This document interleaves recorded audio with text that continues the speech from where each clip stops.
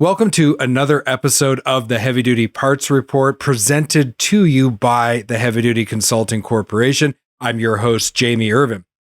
One of the things that we are noticing as an ongoing trend at most of our clients is that despite having to deal with a number of very difficult problems in their business, people and organization consistently ranks at the top of the list.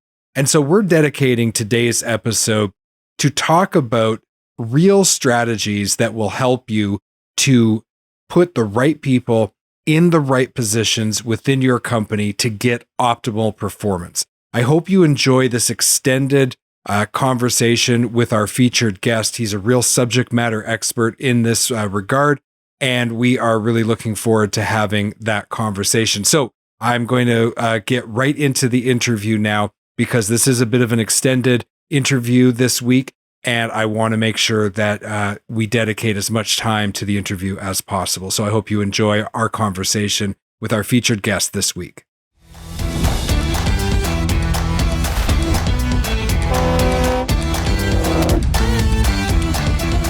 My guest today is Mike Moreau, president at Traits. Mike, welcome to the Heavy Duty Parts Report. So glad to have you here.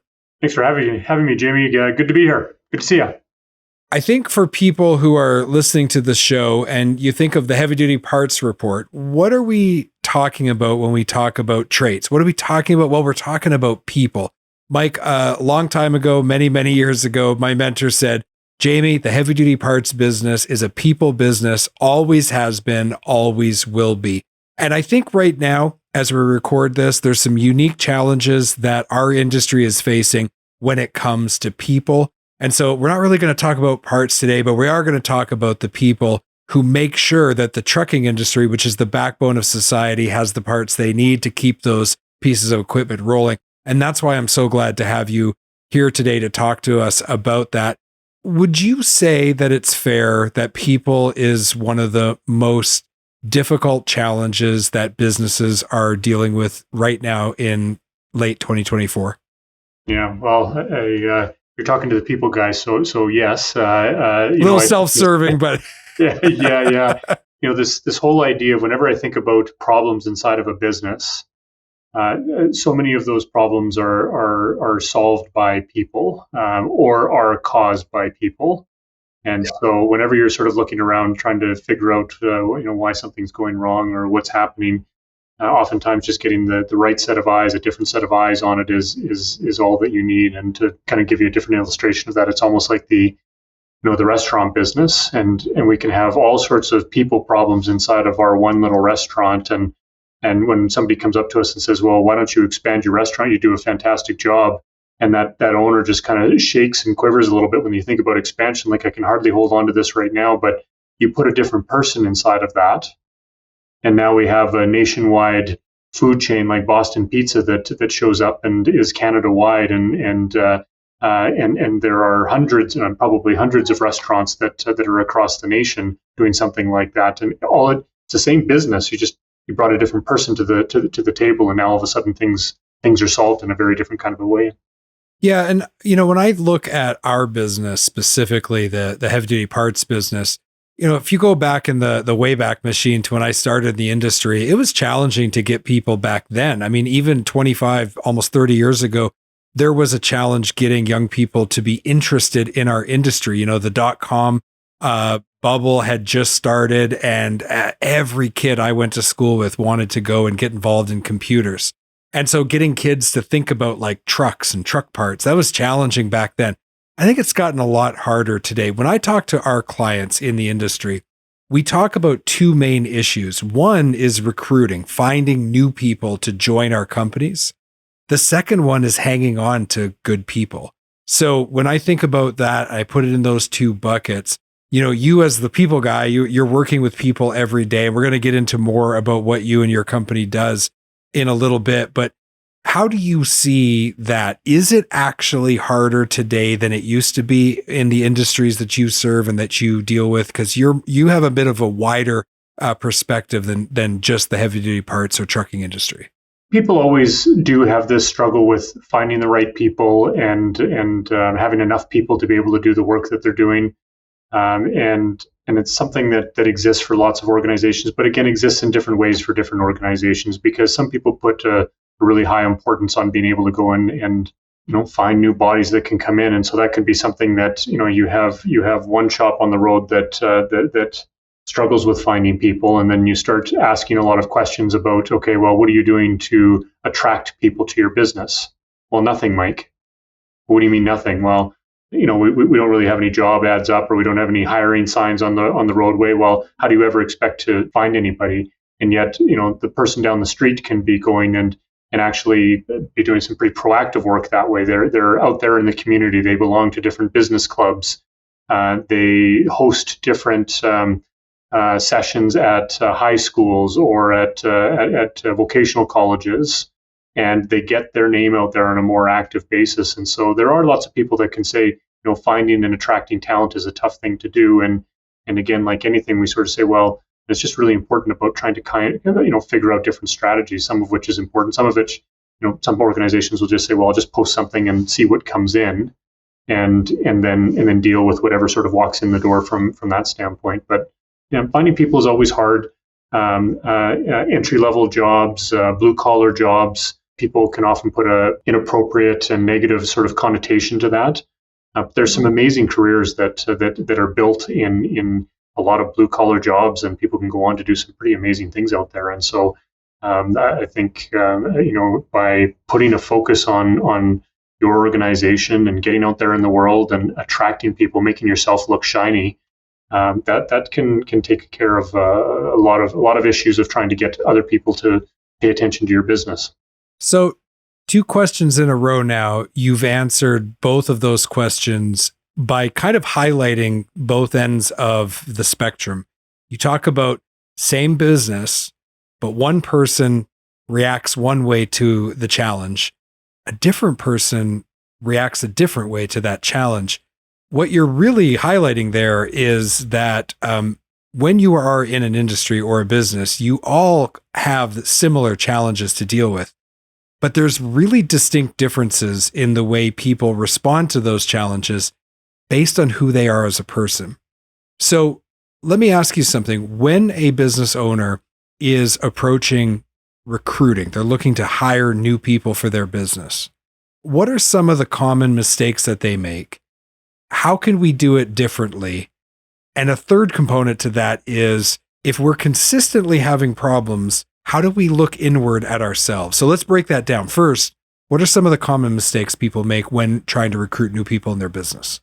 There's probably all sorts of different angles that we can go down on that, or different directions that we can take that, Jamie. But sort of when you get to the place where you're actually taking a look at candidates, one thing I see over and over and over again is people put way too much emphasis on a resume. I don't know about you, but number one, I've never sent out a resume to anyone that looks like I've messed up in any sort of way in any job that I've ever been in. It's always a glowing resume. And so, when we're using something like that to be able to evaluate candidates and whether or not they've done things or not, I just think people put way too much weight in there. And so we want to pick the 9s and 10s in terms of resumes. But, we've all had the experience where you've hired somebody that is, from a resume or experience standpoint, maybe a 5 out of 10, maybe a 6 out of 10. But we taught them how to do the job, and they perform better than the person that's been doing that job for the last 10 years. So that's one piece that I see over and over and over again, just too much emphasis on a resume. The other one that I see over and over again is this, kind of this orientation towards just, evaluating somebody based on how much you like them. And so, the age old, if I could sit down and have a beer with that person, then, I want to be able to bring them on. Well, I don't know, I can sit down, and I have sat down with a whole bunch of people in my life that are wildly different in terms of the jobs that they have and their personalities and their everything. And I can have a beer with all of them, and I enjoy having a beer with all of them. But I do know distinctly that each one of those will do things in really different ways out there in the world. And so this likability piece that we have in interviews, it's sort of like you have an hour to sort of figure out if I think I can get along with you, and if I can get along with you, then I hire you. But then I probably a lot of times figure out the other side of it, which is, boy, I hired this person that I had a good resume and that I really liked, but they're not delivering the mail every day. And so this isn't really working out. Okay, so if we're not looking at education, experience, and skills, and likability exclusively. What else should we be looking at? Yeah, well, we're just a massive believer in this idea of jobs have personalities, and it's sort of an interesting thing to sort of think about. A job has a personality. So if I give you two very different kinds of jobs, let's call one position a data entry clerk, and the other person in the other job a outside salesman, go knock on doors and find new business. Jobs have a personality. That should kind of pop in people's minds to say, yeah, those are two really different personalities. And so that's sort of doing the opposite sides of the spectrum there. But it's a truth that sort of exists, that if you're not thinking about that in terms of the roles, a job has a personality, then you're kind of using the old school, well, I'm just going to hire somebody and I'm going to mold and manipulate and sometimes even torture a little bit to do the job that I need them to do.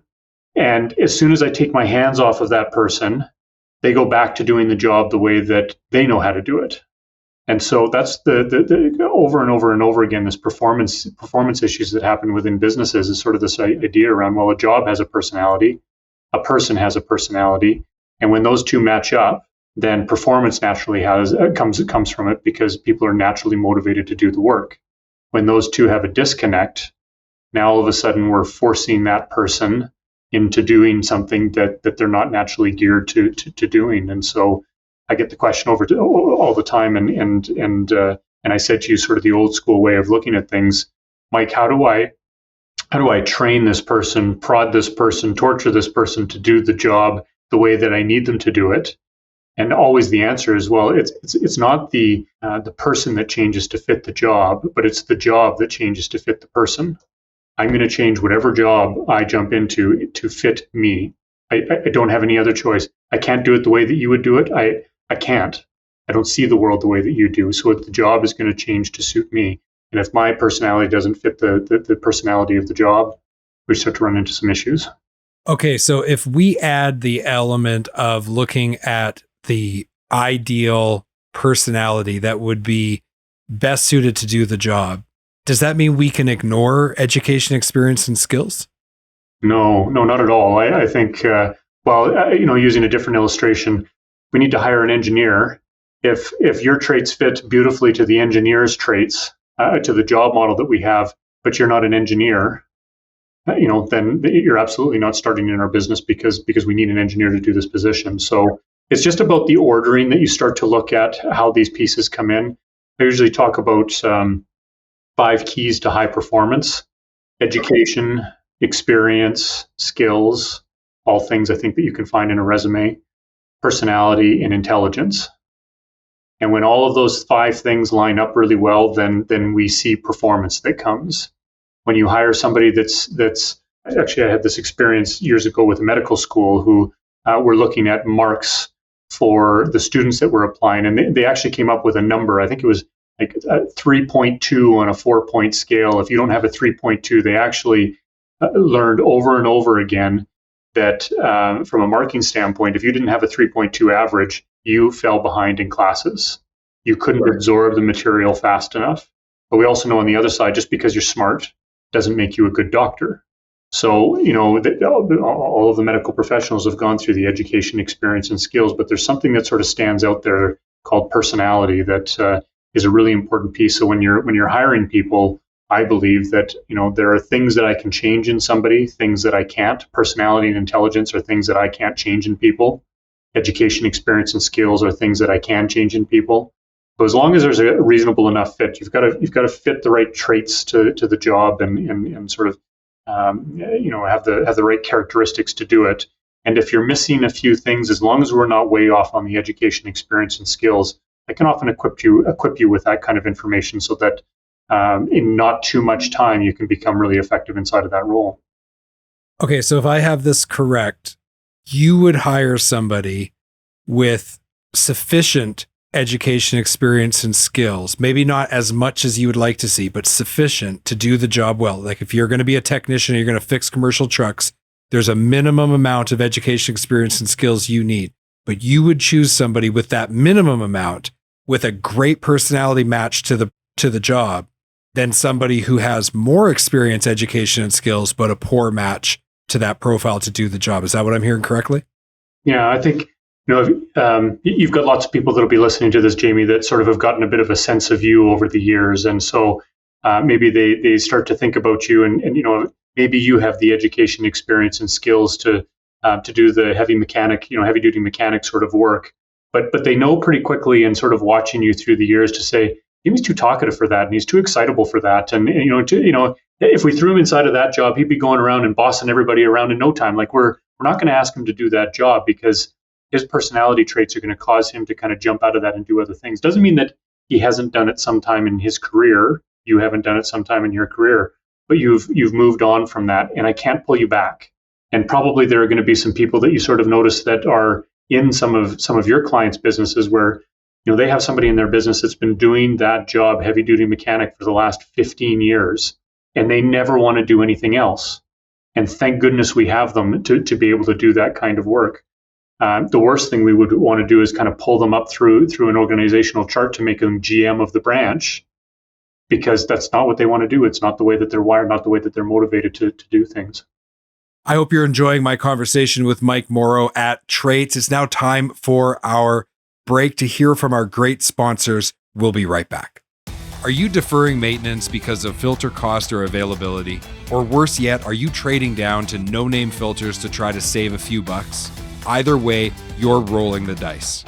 The good news, there's a new premium filter option for fleets, Hanks Filtration. If you're responsible for a fleet, you won't believe how much using Hanks filters will save you. But you've got to go to heavydutypartsreport.com/Hanks to find out more. That's heavydutypartsreport.com/HENGST. Head there now. At Diesel Laptops, they go way beyond diagnostic tools. They are your complete shop efficiency partner. From diesel technician training to complete repair information, parts lookup tools, and robust technical support, they are there to support you every step of the way. Learn more and download your free starter pack today by visiting diesellaptops.com. That's diesellaptops.com. HDA Truck Pride is the heart of the independent parts and service channel. They have 750 parts stores and 450 service centers conveniently located across the US and Canada. Visit heavydutypartsreport.com/HDA Truck Pride today to find a location near you. Again, that's heavydutypartsreport.com/HDA Truck Pride, and let the heart of the independent service channel take care of your commercial equipment. We're back from our break, and now we're going to continue our conversation with Mike Moreau, president of Traits. Okay, so I got two questions for you then. One, early on in the conversation, we talked about the owner of the business or the hiring manager, and one person in that position does well, the other person is struggling. So it's not just finding the right people for your frontline positions, it's also finding the right people for management and ownership. What do you do if one of your managers or you, the owner of the company, realize after listening to us and after maybe working with us in our people and organization program, what do you do if you find out that you're not a good fit? Yeah, well, good question. So I'm not the right fit for my job, Jamie. Okay. But you're in your job. But I'm in my job. And so I do, we've got a small team, and I do better with a big team. I do better with more things that are going on. I do better when things are up and running in a different kind of a way. And you'll often hear about leaders that sort of see that. Maybe some of your clients will sort of understand that as well, that I'm better for this period of time in my business. And oftentimes that just comes out because the business owner says, a long time ago, I thought clients deserved something better, and I thought I could do that. And so I started that, and fast forward the clock 15 years later, and I have this machine that just is doing something that's totally, different than what the real reason that I stepped out to do this. And so, I think lots of people are not necessarily the right fit for their job, but what's most important is being aware of that and being able to say, okay, so how do I make sure that I actually bring people into my organization and that I surround people that can do the things that I don't naturally do and that I kind of get in trouble with because I know I see things this way and I do things this way. And if I'm left to my own devices, we're not going to grow. But if I start to surround myself with the right kind of people that take the things on that I don't want to do, that I'm not naturally gifted at, but they are, then now all of a sudden that's where the organization starts to swell. And so I've seen business owners that literally have started a business that, all they wanted to do was serve their customer better, never wanted to be an entrepreneur. Now they have a $10 million business that they're running and feeling it every day from a stress standpoint, from a health standpoint. They're feeling all of the tension that exists inside of that, and the ability to be able to go in and actually help people to find others inside of the organization that can actually take on more responsibility, educate the owner on how they get in their way and what they have to be aware of, and even sometimes helping them migrate over to more of an ownership role as opposed to a president role. All things that you can start to have some discussions on, but having that insight about yourself and what sort of gets in the way and the impact that you make, those strengths and whether they're effective inside of the role. I think all of that stuff is hidden away, but it's something that we can start to bring up for people and help crystallize for them to have some more insight about what they need to do and ultimately build a roadmap for them moving forward. Yeah, I think at the end of the day, if you are in a leadership position, and especially if you're in an ownership position and you discover that maybe there's some need for change, if you can surround yourself with people who offset the areas that maybe you're not the strongest in, but need to be to get the job done, if you can find those people, that can have a massive impact on not only the ability for the leadership group to perform better, but I think it has a trickle-down effect in the organization as well. I wanted to ask you specifically, Mike, we've talked about recruiting, we've talked about leadership, but what about retention? What are some of the common reasons that people leave companies? So I have a client that owns a machine shop. He's got all of these CNC lathes that he's got laid out all over his shop, and he rebuilds diesel engines. And so he once said to me, Mike, how is it that I could be hiring somebody that is impatient and putting them into a job where they have to be patient, sitting at a lathe all day, punching in codes, and then standing around and waiting? How could I hire somebody that's impatient and put them in the job where they have to do that? And he says, I've done that before. And they wander all through the shop and do all sorts of things, get into all sorts of trouble, and productivity slows down because now the machine is done and we need to change everything over, and that person's nowhere to be seen. And so, we raise our voices a little bit and get them back to the station for a bit of time, and then they leave again. And so, what's one of the major reasons that people leave is just not a good fit to their job. That's one of the big things that ends up happening when you take a look at that. Number two, I think, and maybe even number one, is this idea of, why do most people leave their jobs? Well, because of their manager. Why do most people stay in their jobs? Well, because of their manager. And so when we do a better job of figuring out who are the people that are really wired to be managers, and your resume doesn't tell you that, by the way. A resume doesn't tell you whether somebody's going to be a good manager. You and your listeners have all seen that repeat itself over and over again. Just because you have a good resume doesn't make you a good manager. But I would sort of argue personality traits are those that help us to be able to get a better understanding of, okay, well, is this person actually wired to be a manager? And when you get that wrong, when you hire somebody that's an exceptional supervisor where they're managing the work every day, and you put them in a job where now they have to manage more systems and they can't oversee the work, they have to leave that behind and go and manage the systems and deal with other problems that are facing them from a different direction. It's kind of like all they want to do is go back over here, and they don't want to face all of these things that are up here. And so that eventually creates turnover inside of businesses, because now you have a manager that's far too hands-on, barking orders about how things have to be done, which is exactly the way that he did them 10 years ago, or she did them 10 years ago. And those are no longer relevant for the business. And hey, aren't you supposed to be focusing on where the business is going, not harassing me? And so it just creates turnover. So two areas: that job fit and not having the right manager in place. Two areas that can cause a lot of turnover. Why do excellent frontline employees sometimes get promoted to supervisor or managerial positions, and they actually get worse at their job?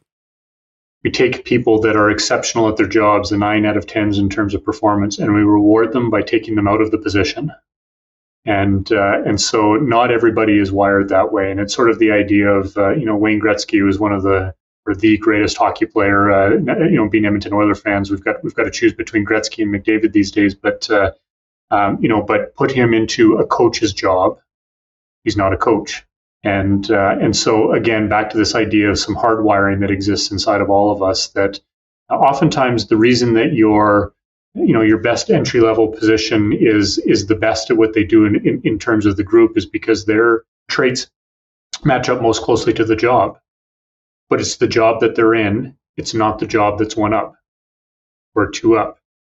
And so you actually see that. And a long time ago, they wrote a book about this called The Peter Principle, that employees will, it was a study that was done actually out of the University of Toronto, where they went and took a look at people and why people leave managers. And what they actually started to understand through the study was people will rise to the level of incompetence inside of an organizational structure where they will stay because you're a 9 out of 10. So we're going to promote, best in the group. So we're going to promote you. Now you're a 7 out of 10, still better than all these 6s.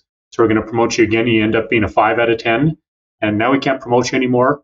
And you're a 5. So you may not be doing all the things that we need you to do, but we can't fire you because you're not that bad. So forever we're going to stay and live with mediocrity at that position. And what an awful thing for us to, as humans, to sort of think about, but it repeats itself over and over and over again. But if we had a better peek into, again, hardwiring, I think we could save a lot of that from happening. Anybody listening to this in the heavy duty parts industry, I'm just going to say 2 things: counter person who becomes a parts manager, and a great outside salesperson who becomes a sales manager. It doesn't always work out. They were great on the counter and they just struggle as a manager. They were great out on the road as a salesperson, but managing a team of salespeople just seems to be beyond them.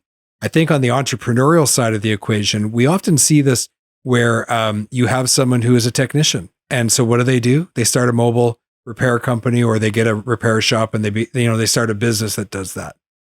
Well, that's 2 different jobs. Being a technician and running a business that offers that service, 2 completely different jobs. And yet oftentimes this is where people find themselves.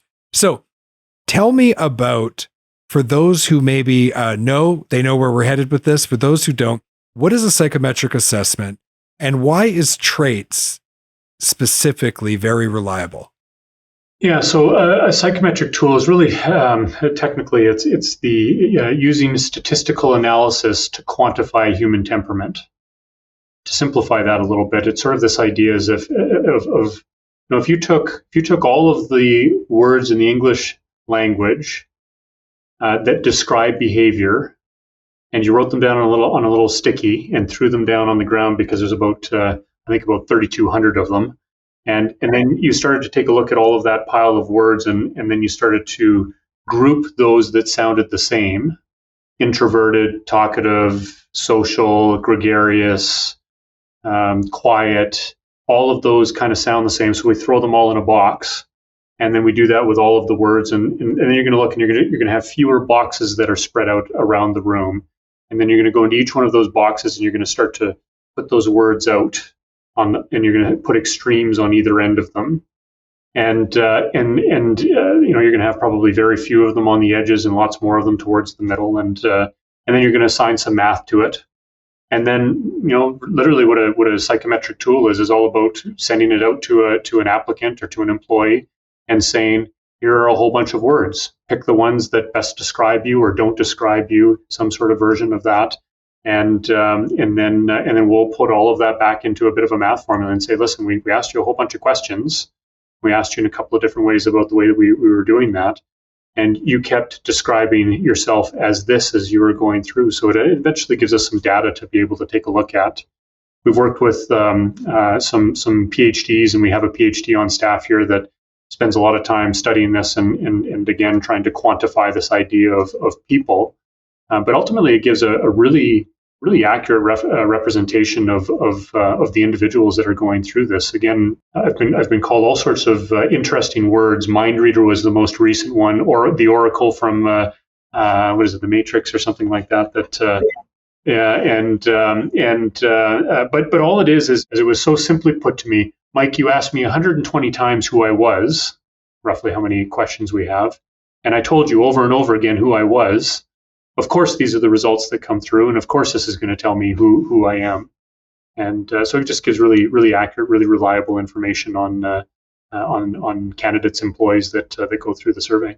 So why should someone want to use this kind of a tool in their business? Today, you have employees that are walking in, they're doing a job, they're good at it, they're not so good at it, they're somewhere in the middle, and then they walk out. And you've captured no real data on the way that they're wired, how motivated they are to do certain things. So it's kind of like, well, I want to hire somebody that's more like Bill or a little bit more like Sandra, and we're trying to, like, we're doing that, but we're not actually pulling, or we're not actually measuring, getting any data off of them. What Traits allows people to be able to do is to be able to say, let's go take a look at the last 5 people that have gone through this, I think you said customer or parts desk. Let's go take a look at the people that have been successful, and let's take a look at one scale called assertiveness. And the more people are over on this side, the more naturally accommodating they are. The more they are over into this side, the more assertive they are. And when we take a look at the last 5 people in the job, we say, geez, we hired some people that are naturally more assertive, and they came in, they thought they were the boss, and then they left because we didn't have anything else for them, and we told them they had to stick on the parts desk. We had some people that were really low on that characteristic and very, very accommodating, and they weren't actually all that good at selling. But we had this group of 3 people that were right around here on the scale, where they just love the security of being, part of a team and part of a job that they could build some consistency and some reliability around, didn't have a lot of risk. They like helping people, serving people, and guess what? All of those people came to them and they just got to help. They didn't have to do a whole bunch of sales stuff like people on the other end of the shop, and they were happy doing it. So it allows us to be able to collect some data on the people that are coming into our business and doing different jobs. And the more data we can start to collect, the more we can start to make some predictions of, oh boy, I've got somebody that's more assertive. I better get them into a sales job. They applied for parts, but I'm going to suggest sales. And oh boy, I've got somebody that's naturally more accommodating. Maybe parts is a place to start off, or service tech might even be a place that they could move over to. So gathering data and being able to make better decisions over time because of that. Okay, let's do something fun here. I want to talk about 2 positions first. They're both considered sales positions. And I want you to really illustrate how those 2 positions are actually requiring different people. So let me give you the 2 positions to start with. You got a parts person on the counter. They're in sales. They have people coming into the counter every day asking for parts. They have people phoning them, texting them, emailing them. It's a very busy environment, and they are definitely responsible for selling heavy-duty parts to those customers who are coming to them. Then you also have outside salespeople. Now, they're sales as well, but their job often entails a lot more of going and trying to convince people to buy more from them, right? So they're out there, they're going from business to business. Sometimes there's signs that say no trespassing, no salespeople without appointment. Not everybody is thrilled to see them show up. So both of these jobs are in sales. One's inside, one's outside. Why does that require 2 completely different personalities to be able to be successful in those 2 positions? Walk us through that. So let's, if I can, just to try and simplify this a little bit, think about 2 traits, 2 scales, one assertiveness, okay, and the other one detail orientation. Okay. When you talk about the parts counter, that to me is a lower assertiveness, naturally more accommodating. Why? Because people are coming to me. I get to serve the people that are coming to me, and I like that sort of thing. I don't want to go out and sell people, press people. That's too much risk. I'm not naturally assertive. I want to be there to service others. It's also a higher detail-oriented job, so more structure inside of that position, more of a parts catalog that I have to sort of go off of, going into the back, finding where those things are, remembering where those things are, ordering parts, following up on them, naturally thinking about, holy smokes, that part hasn't come in for Jamie yet. Why is that not here? I'm going to call the supplier, and thinking about the repercussions of what happens after an order is made. And again, concern for others with the assertiveness scale. So that's what that, to me, when you describe that position and when I think about that role. Pretty accurate. Yeah. You got it. When you talk about outside sales, that's a higher risk-oriented job. Nobody's coming to you asking for the salesman to come in through the door and holding the door open for you as you come in. those are the people that need to have more of a risk orientation. They've got to be going out there and looking at a sign, seeing that there's an opportunity for me to go in there and knock on the door, and to not sort of take no for an answer. So when I get kind of a light sort of turn away at the door, then I say, no, I think this is actually something that really would be important for your business to know about and to understand. I'm pressing more. I need more assertiveness to do that kind of a job. And so on that assertiveness scale, getting somebody that's higher inside of that position is really important. On detail oriented, and sorry, that also contributes to the resiliency of somebody, more willing to kind of take the rejection, but they hold those opinions in their minds more firmly. They're like, no, maybe I didn't get it on this one, but I'm going to go to the next door because I know that this is a product that needs to get across to other people, and I'm going to keep pushing on this. Detail orientation would be the other one, where somebody that's high on detail orientation doesn't want to make mistakes. That's what makes them so good at the parts desk. But when you put somebody at the parts desk, high detail orientation, into a sales job, they're overanalyzing all of the sales position, all of the sales calls. They're trying something, they're getting it wrong, and then they're going back to their office and spending a whole bunch more time studying catalogs again. And that's not what you need. You need somebody that's lower on detail orientation, that kind of sheds the mistakes off of them, is more willing to try something, say something in a sales call just to get somebody's attention so that they can go in. And it's more about the bigger picture, the probably walking into a client and saying, what's working for you and what's not with your current vendor? Not, hey, I have this to sell. What's working for you or what isn't with this? I want to explore the situation as opposed to sell a product. So you can see pretty quickly when you put the opposites in, when you take somebody that's low assertive, high detail, parts counter, and you put them into an outside sales job, they struggle with being able to build up the courage every day to do that job. When they do make a mistake with something or the client doesn't buy from them, they tend to kind of go back into their corner quite a bit more, and they're less willing to try things in those conversations, and sort of take that more personally as they're doing that work. When you take somebody that's high on assertiveness and low on detail orientation, you put them into a parts service desk, they're kind of the people that it doesn't take very long before they start arguing with the client. Because this is the fourth time you've come in asking for warranty on this, and we're not doing warranty on this, and so they start challenging back, they start pushing back. Or, oh shoot, did I place an order for that? I don't even remember you from the last Tuesday when you came. Are you sure you came in on Tuesday and you gave me an order? Low detail orientation. Oh, right. Geez, I'm really sorry. And changing things up. So you can see what happens when you kind of put the opposites into the opposite job.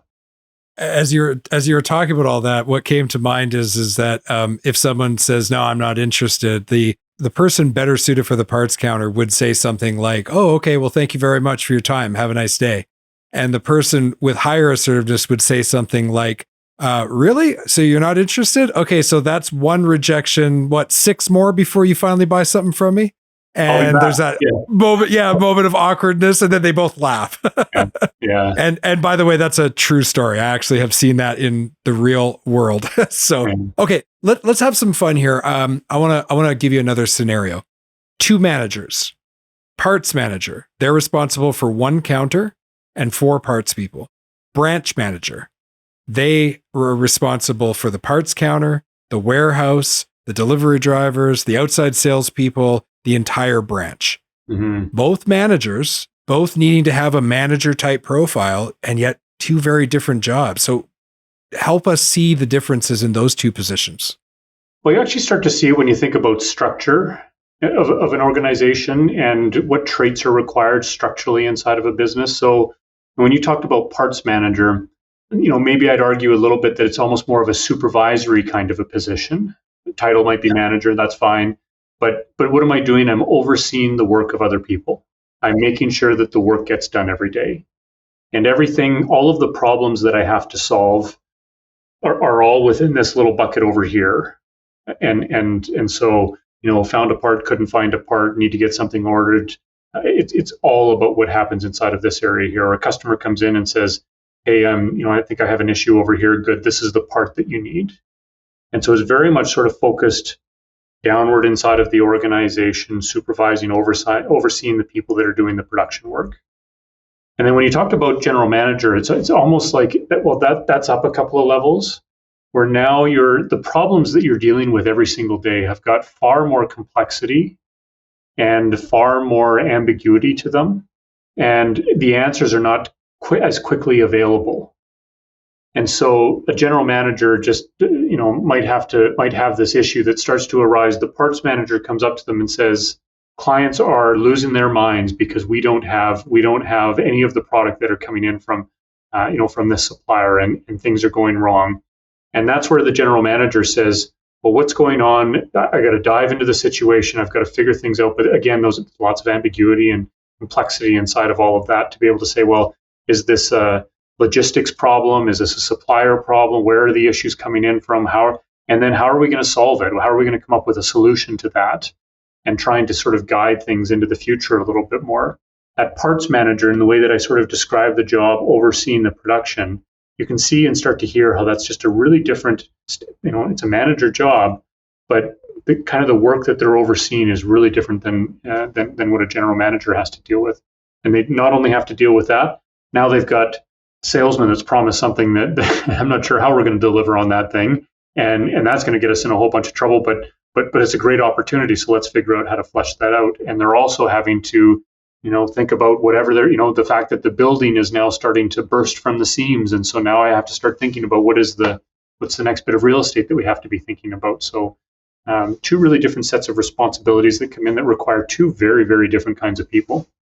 And the sad part is a lot of times a really good counter person becomes the parts manager and then becomes a branch manager, and maybe even then a general manager. And the Peter principle sometimes totally applies to them. Other times not. Other times people are destined to have that. Why? Because they've got that general manager profile. And so as they got more experience, they actually get better. They maybe weren't the best parts person in the world, but by the time they get to general manager, boy, they're really, really doing well. Well, that's because they're oriented towards that. And now they have also the relevant education, experience, and skills to do the job. Can I give you one just quick piece on that? Yeah. So when you think about that, a good question to ask people and for them to sort of do some reflection on is, when was I happiest in my life doing what kind of a job? And for a lot of people, it's rewinding the clock a bunch of years to when I was doing that. When I was the supervisor, man, I had it nailed. And I'd sort of argue, well, that person's still a supervisor, but now they have a title of manager. And how do they do that job called manager? They supervise. I had a client that I think he was about 33 years old. And his dad owned a national company, and I think they were doing probably about $100 million in sales a year. And he had sort of flirted in and outside of the company, never could really get along with dad, and so then he'd leave and he'd go and start up a company and kind of get that going and be in startup phase, and then maybe he'd sell that off and something else would happen, and then one day his dad got sick and couldn't run the business anymore. And at 33 years old, he got the job of president of this national $100 million business, like pretty massive in terms of what he took on for the family. And it was interesting as he was sort of learning about all of these things. He said, Mike, this is so interesting. He said, most people would be absolutely terrified of a job like this. And this is the first job without the resume, the education, experience, and skills to do this job. This is the first job I felt like I actually fit in. And so that whole idea fit back to the supervisor in a manager job and where was I best and all of that type of thing. Again, there's a real something underlying inside of all of this that can start to come out. And when you think about that, it's kind of interesting. And that business has gone on to continue to grow and do some pretty amazing things out there.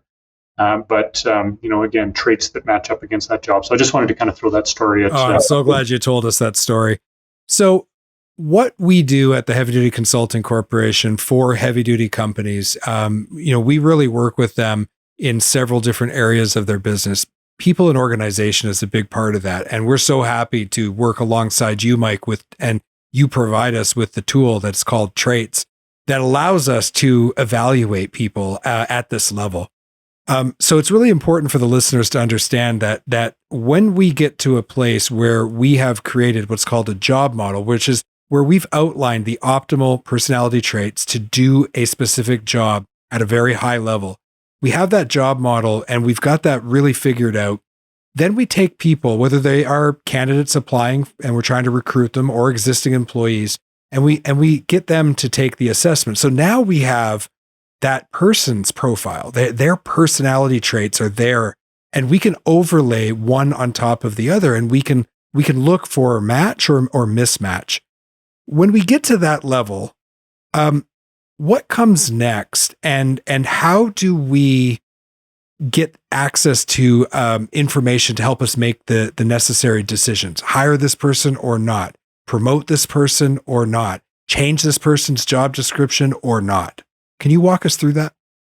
I think a lot of it just comes from knowledge that you have to build as you're working with something like this. Again, it's an instrument, it's a tool that you need to figure out how best to leverage it, and more knowledge is better. And so I think for your clients, I think contacting you and having some of those discussions, I think, is one thing. I think you can take a look at some of the reports that we've built, both the job modeling tool, what we're asking in terms of what we need inside of this job, and then taking a look at the candidates' results and understanding who they are, and then being able to see some of that. There's a graphical overlay that happens that is probably the most magical part of this tool, that we can really define what it is that we're looking for, again, using scales, because people understand scales very well. If I say I'm 6'3" and 190 pounds, boom, everybody can kind of picture me really quickly, because we all understand that scale, and we understand whether Mike can dunk or not, or whether he'd be a better hockey player than he would a basketball player. Like we can make some interesting assumptions on some of those things, and so when we're doing that with these scales of behavior, we can start to see very quickly where is there fit, where is there not fit, and we've just actually launched another tool that just came out this week, actually, that talks about when you are comparing a person against a job. It says, well, here's the job, here's the person, and then this report will describe, here's how this person is going to do inside of this job. Here's how they're going to want to change it to suit themselves. Here's how they're going to want to, how motivated they're going to be in these areas. So lots of sort of ways to be able to dig in deeper. Overall, back to that knowledge statement, you need to learn what these traits mean, and you have to be able to interpret these graphs. And as soon as you start to build that knowledge, it's like all of a sudden, instead of pouring through a whole bunch of reports, we look at it like a doctor looks at an X-ray and says, here's what's broken, here's what's right, and off we go from there. Yeah, and we are now using this tool exclusively in our consulting service, and I'll tell you, the clients that are using it, the insights that they're getting, we're helping them avoid making maybe what would be a poor hiring decision. We're helping them to make changes with people's job descriptions to bring better alignment. All of this contributes to increasing your success rate when you're recruiting, improving your retention rate, which is so critical. We've got to hang on to the knowledgeable people we have in this business. We can't have them leaving and going somewhere else because they're mismatched to the wrong job. So this is just such a powerful tool. We've talked about a lot of things, Mike, and I'd always like to ask my my guests if there's like one thing they want people to remember from this conversation. What's that one thing? Sorry, I'm going to ramble for a couple seconds here, but I think this idea of, if there was something that was out there that allowed us to be able to predict how somebody was going to do in a position before we hired them, before we put them in, why wouldn't we be doing that? And getting some more insight about what we're going to do. So many of our businesses' problems and solutions lie in people, and so if there was a way that we could dial in and really understand how to predict how somebody's going to do inside of a position and how they're going to turn the job around, why wouldn't we do that? Exactly. You've been listening to the Heavy Duty Parts Report. Today, we've been talking about people in the parts business. I'm so happy that we had you on. Mike Moreau is the president of Traits. And if you'd like to see Traits firsthand for yourself, I want to encourage you to go over to heavydutypartsreport.com/traits. And that's spelled TRAITS. So heavydutypartsreport.com/traits. And you will be able to take an assessment for yourself. We will meet with you and we will review that. You'll be able to see firsthand how accurate it is. And we'll also be able to demonstrate to you some of the features that you can use inside your business to make your business more successful. The trucking industry is the backbone of society, and we need heavy-duty people to thrive inside the industry so they can take care of the rest of us. Mike, thank you so much for being on the show, and thank you for your ongoing support of our company, the Heavy Duty Consulting Corporation. I really genuinely appreciate everything you do for us. Yeah, well, thank you, Jamie. The relationship is important to me, so thanks for having me on, and all the best.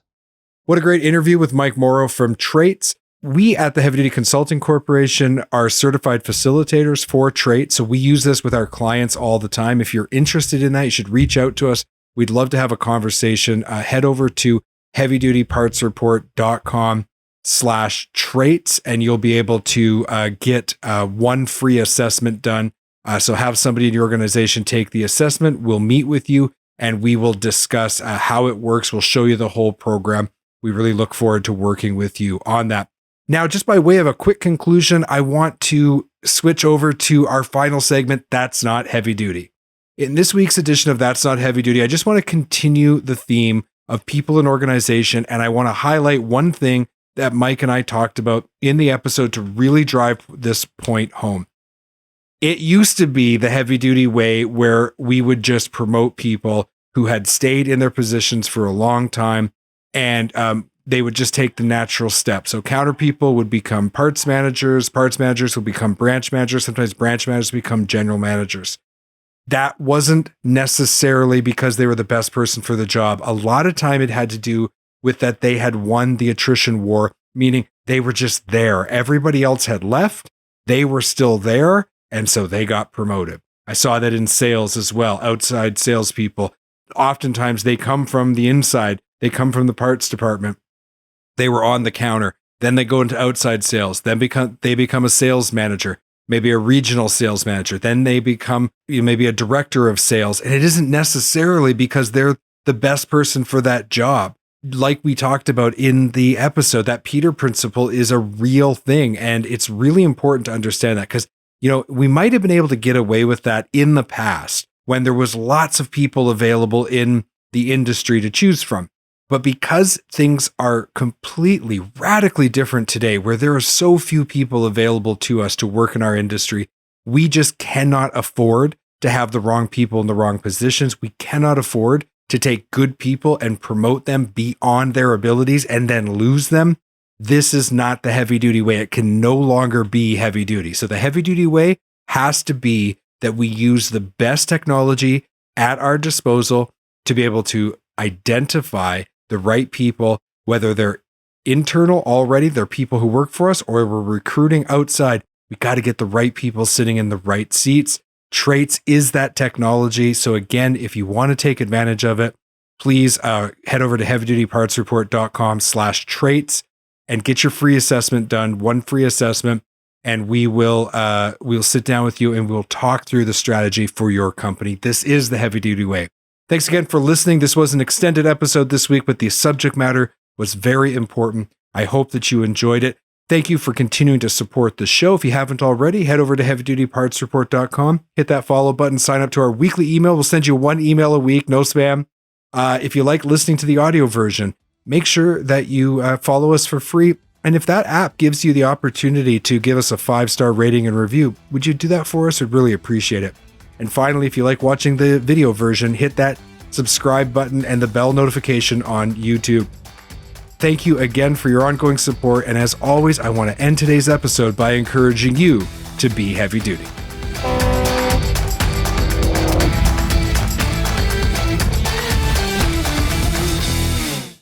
Thank you for watching this video.